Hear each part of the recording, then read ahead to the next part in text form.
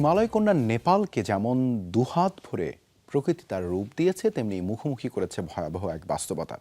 ভৌগোলিক কারণেই দেশটির বিশ্বের অন্যতম দুর্যোগপ্রবণ ইন্ডিয়ান ও ইউরোশিয়ান টেকটোনিক প্লেটের সংঘর্ষস্থলে অবস্থানের কারণেই ভূমিকম্পের রেড জোনে নেপাল। পাশাপাশি খাঁড়া পর্বত, তীব্র মৌসুমি বৃষ্টি, ভূমিধস ও হরপা বান বাড়িয়ে দিয়েছে দুর্যোগের ঝুঁকি।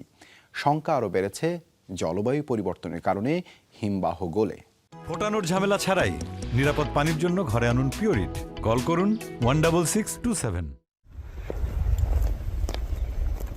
শুভ্র চূড়ার হিমালয় পর্বতমালার সৌন্দর্য দিয়েই নেপালের পরিচয়। বিশ্বের শীর্ষ 10 পর্বত শৃঙ্গের 8টির অবস্থান এই মানচিত্রে। হিমালয় কন্যা হিসেবে পরিচিত দক্ষিণ এশিয়ার দেশটি অবশ্য যুগ যুগ ধরে দেখছে মুদ্রার উল্টো পিঠো। দুনিয়ার অন্যতম দুর্যোগপ্রবণ দেশগুলোর একটি এটি। পরিসংখ্যান বলছে 1983 থেকে 2026 সালের এপ্রিল পর্যন্ত নেপালে ভূকম্পন, ভূমিধস, বন্যাসহ বিভিন্ন প্রাকৃতিক দুর্যোগে প্রাণ গেছে প্রায় 44,000 মানুষের।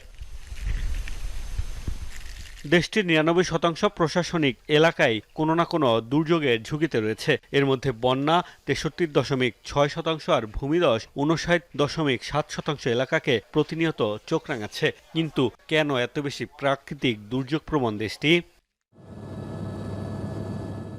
ভূপ্রকৃতি গবেষণা বলছে, পৃথিবীর অন্যতম বড় দুটি টেকটোনিক প্লেটের সংঘর্ষস্থলে অবস্থিত এই দেশ। ইন্ডিয়ান ও ইউরেশিয়ান প্লেটের সংঘর্ষে প্রায়ই বড় ধরনের ঝাঁকুনি সইতে হয় দেশটিকে। তাছাড়া জুন থেকে সেপ্টেম্বর বছরের এই 4 মাস তীব্র মৌসুমি বৃষ্টির সাক্ষী হয় নেপাল। ভারী বৃষ্টির ফলে প্রতি বছরই কোথাও না কোথাও ভূমিধস ও হরপাবানে প্রাণহানির খবর মেলে। হিমালয় কন্যার আরেক উৎপাত খারাপ ভূপ্রকৃতির সাথে হিমবাহ হ্রদ বিস্ফোরণ। গত কয়েক দশকে দেশটিতে প্রায় 26টি হিমবাহ হ্রদ বিস্ফোরণ হয়েছে। 2020 সালের এক গবেষণায় নেপাল, তিব্বত ও ভারতের 3টি নদী অববাহিকায় 47টি বিপজ্জনক হিমবাহ হ্রদ শনাক্ত করা হয়। এর মধ্যে 21টি ছিল নেপালে। প্রায় ভূমিধস কিংবা হিমবাহ হ্রদ বিস্ফোরণের জেরে পানি, মাটি ও পাথর খাড়া ঢাল বেয়ে বিপজ্জনক গতিতে লোকালয়ে নেমে আসে। দেখা দেয় আকস্মিক বন্যা। প্রকৃতিবিদরা বলছেন, নির্বিচারে গাছ কাটা আর অপরিকল্পিত অবকাঠামো নির্মাণের কারণে আগের তুলনায় তীব্র হয়েছে প্রকৃতির প্রতিশোধ, বেড়েছে জানমালের ক্ষয়ক্ষতি।